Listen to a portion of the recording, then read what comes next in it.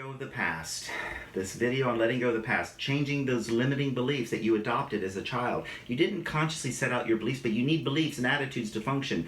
That journey of separating and forgetting I talked about in the spiritual grace, and I talked about that, awakening your spiritual grace. You adopted your parents' limiting beliefs, and you adopted your siblings in school and your society, and what it means to be a man and what it means to be a woman, all those limiting beliefs that it's important for you to go back and change. And I've done videos on how to change limiting beliefs. I'm not going to have time to belabor the point today, but you can learn how to do that, and I can teach you how to do that, and that's available.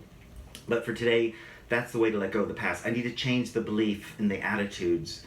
The world's an unfriendly place. It's a dog-eat-dog world. It's a world of domination, and it's all that stuff that you've been brainwashed into believing you need to let go of and change. And most importantly, you need to change your perception of yourself. That's how you set yourself free.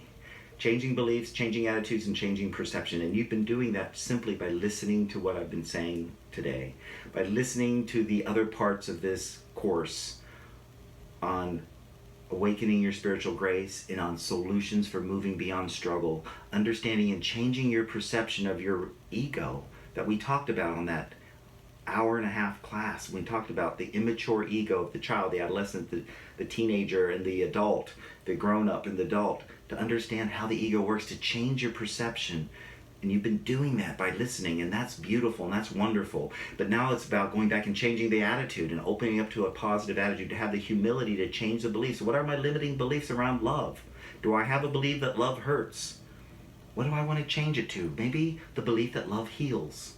Yeah, that might be I would like to create that reality and that experience that love heals versus love hurts. So that's the first step of letting go of the past, is being willing to change your beliefs, attitudes, and your perception. The second one is to look at your addictive responses.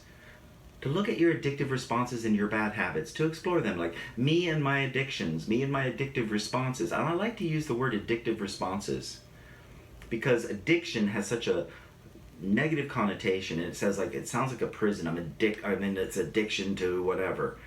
But addictive responses is that I respond with an addictive behavior, and most people's addictive responses are emotional and mental. To be addicted to self-pity is what all addiction is about. See, addiction is your ego's attempt to find passion. Hear that. You can write that down. Addiction is your ego's attempt to find passion. What is passion? That sense of oneness. To be the artist who's connected to their painting and their craft. They lose time and space and they become one. They go into this zone, you called it, the vortex, the zone, whatever you want to call it. There's that energy of oneness, and passion engages that oneness, engages that experience, and that passion for being connected to all that is what passion is. Well, you know what? When I smoked a joint once, or I drank alcohol, or I did cocaine, or I did whatever drugs that are, addictions, that this ego got a hit of feeling that oneness, that connection. They let down their guard. They no longer felt so self-conscious, and they felt connected to everybody around them when they drink alcohol, that social lubricant, they call it. Why? Because it gives me a sense, the ego's attempt to feel passion. But guess what? It's never enough. Then I gotta go back and do it again. And then after a while, I build up a resistance, and I need even more alcohol, I need even more drugs, But look at, what are your addictive responses? What are they a symptom of? What am I trying to get from that? To journal about that, to explore it. Oh, I'd hate to think I have an addiction. I'd hate to think, you know what? The world is a painful place, and it was never meant to be this painful. And because of the pain, people need a way to cope. And so addiction got you through, gave your ego a way to cope. But there's better ways now. But that got you through. So don't beat yourself up or judge yourself about it. Accept it and understand it. Explore it. Seek to understand, when did I start my addictive responses? What age was I at? I was like 14, 16, 21. What was going on in my life back then? To explore it, to unpack it, to look at where I might need to go back and do some inner child healing. The third component is to let your parents be people. Let your mom be a woman, let your dad be a man. Stop projecting your child inside and looking at them as these perfect beings. As I mentioned the other night, that it's every parent's job to fail at giving the perfect love. Because as a child, we were once one with the divine. We come into the physical world and we project goddess onto mother and God onto father. And when you can stop the projections, let them be people who had their own hopes, their own dreams, that some of them they succeeded with, some of them they failed, some of those dreams were dashed. Let them be people. That's the way to not only let go of the past, but to mature your ego and to take and stop blaming your parents and start letting them be human beings. Stop projecting. And if you don't like the people they are, that's okay too. It's okay too. If you were to meet your mother or father on the street and talk to them, would you want to have them over for dinner? Some people say, yes, I would, and I have a great relationship. Some people say, no, actually, I really don't like my parents. That's okay. Whoa, Mikhail, that's the worst thing you could ever say. Blood is thicker than water. Yeah, so is oil. So what? Blood is thicker than water. What does that mean? Again, these traps that hold you into the past. If your parents were abusive and mean and critical or whatever, it's okay to say, you know what, I can still love and respect them, but I choose to push them at a distance. I don't want to be around them. I don't really like them as people. I love them and I respect them as my parents, but I don't need to hang out with them and let them run my life anymore. I'm an adult.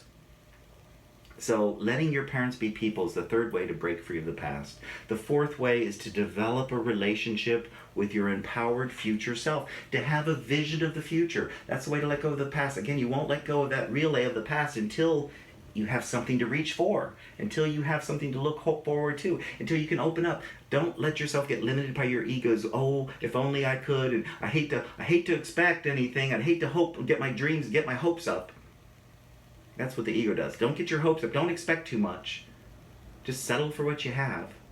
What if you get disappointed? If it doesn't manifest, if it doesn't happen, I'll be disappointed. Poor me, I'll be disappointed. But you know what? If I don't have hopes and dreams of the future, it's much less likely to happen. And it doesn't hurt any less when it doesn't.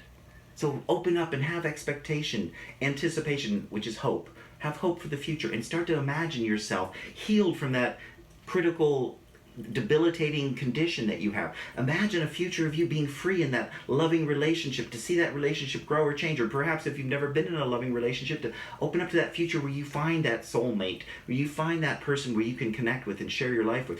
Open up to the possibility. Oh, well, Mikhail, I'm afraid to, because I'm afraid I'm going to get hurt if it doesn't happen. Well, you see what? You're acting as if you have nothing to do with the matter.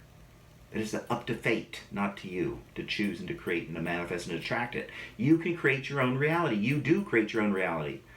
You're doing it now. You're creating it without somebody in the future, but you can learn how to create it with somebody in the future. It's not up to fate. It's up to you to decide and to learn what is my resistance to having what I want.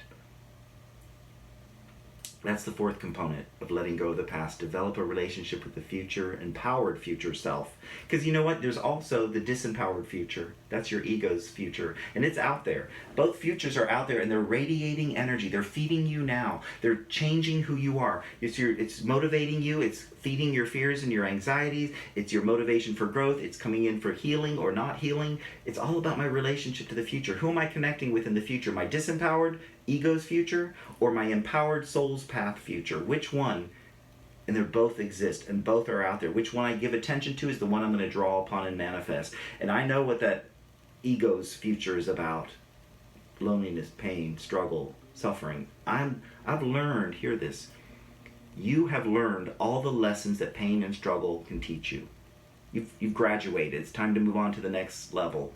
You've learned all the lessons of pain and struggle. Now it's about learning the lessons of love, joy, abundance, freedom, and success on all levels of your life. Those lessons are even more scary than those of fear and pain and struggle. That's familiar. You know how to struggle. You know pain. Oh, you know how to feel sorry for yourself. You know how to control and manipulate. You got the ego down pat. Now the challenge is to stretch and move out of that ego to connect with a new future, an empowered future, and to develop a relationship with that future, to open up to possibilities is the fourth component of letting go of the past. The fifth component is to transform and to release the constricting emotions from the past. That's what keeps us stuck. The shame, as I mentioned, as I talked about in a previous video about that gentleman and my client, he had to deal with tremendous shame and sorrow. And it was painful to pull that up. It's like opening up a wound from the past that had scabbed over. It was painful and he had forgotten about it enough, but it was ruining his life. He wouldn't let love in. He wouldn't let so many things in because he felt such guilt. And until he can open up the wound of the past, feel the sorrow, and get rid of the shame, and understand and make peace with his past, and then express the anger and the hurt and the disappointment and forgive himself, transforming the constricting emotions, not the negative emotions. Notice I'm not saying negative emotions. They're constricting. Shame, guilt, fear, hurt, disappointment. They're constricting. They're not negative. They're there to guide you. They're there to say this has got to change. And likewise, there's no such thing as positive emotions. There's expansive emotions. Love, joy, peace, happiness are expansive. Joy, fear, guilt, shame are constrictive. And when you can stop judging, hear the word, your emotions as good and bad, right and wrong, positive and negative, and see them as expansive or constrictive, that can change your relationship and allow you to stop judging those, quote, negative emotions of anger and fear, and see them as, no, they're slowing me down. They're slowing me down. Love is an accelerator to move forward, and fear are the brakes to slow you down. And you need both to navigate through life. Life isn't about getting rid of fear. It's about not being afraid of fear. Hear the difference. I no longer have to be afraid of my fear and ignore it and let it run my life through anxiety. I can learn to turn the love and focus on, with love and understanding, my fear. And I can take my power back and let it be what it's supposed to be, there to protect me and to guide me, to slow me down when I'm going too fast, to say, pay attention, look over here. Fear isn't an enemy. It's not negative. Unattended and repressed fear is destructive. Unattended and repressed love is destructive. Any emotion that's real has a positive and negative potential. Love and fear have both a positive and a negative potential, depending on what I do with my fear, depending on what I do with my love. What is my relationship?